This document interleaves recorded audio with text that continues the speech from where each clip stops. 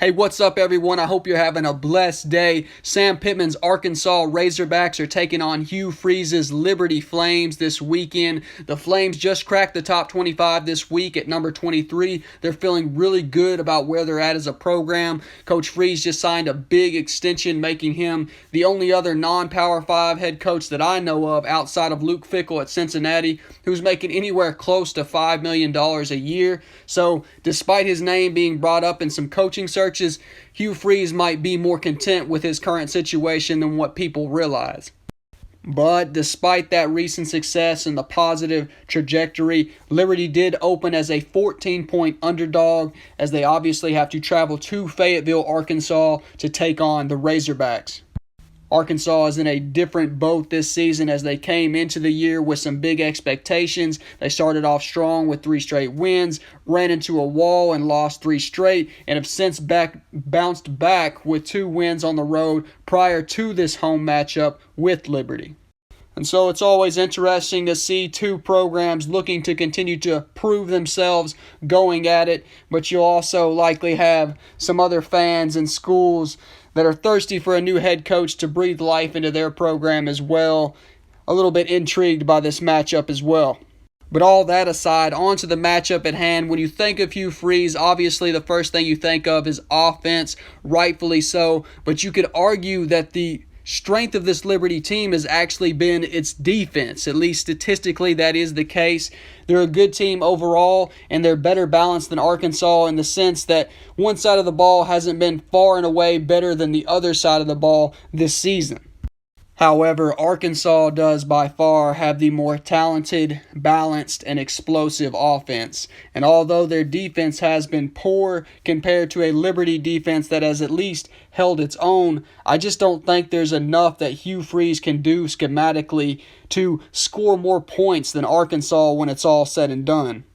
A big underlying factor, in my opinion, is that Arkansas has seen better offenses. Arkansas has played against better defenses this season than Liberty. But Liberty, on the other hand, outside of maybe Wake Forest, has not played against an offense nearly as good as the one they will face against Arkansas.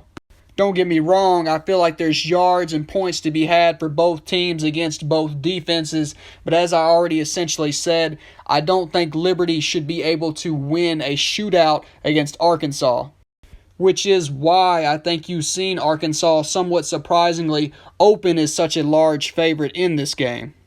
Now, I could easily see Liberty being able to cover that line, but in order for them to actually win, I think it would require them to execute to near perfection, and conversely, Arkansas would have to shoot itself in the foot multiple times, which we certainly have seen them do at times throughout this season. Another interesting factor in this game, in my opinion, will be sacks. Both the Flames and the Razorbacks are very good at getting to the opposing team's quarterback.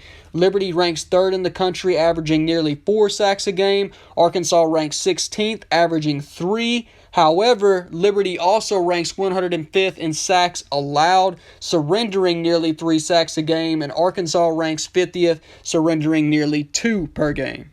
Both offenses want to establish the run. Both offenses are more than happy to lean on the run. But when they are forced into passing situations, how capable the other team is of speeding up, disrupting the timing, and actually getting to the quarterback could obviously play a big role in how many points each team is ultimately able to score. Then there's the simple factor of the quarterbacks themselves, in which case Arkansas holds the distinct advantage with KJ Jefferson.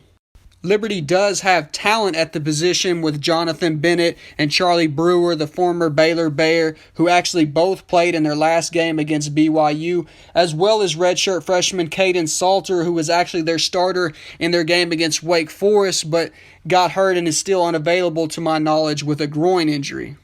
But regardless, none of them have shown the ability to play at the level of a KJ Jefferson. So to me, that's just another sign pointing toward the fact that regardless how many more points Arkansas scores than Liberty, whether it's 14, whether it's 21, whether it's 1, at the end of the day, Arkansas will score more points.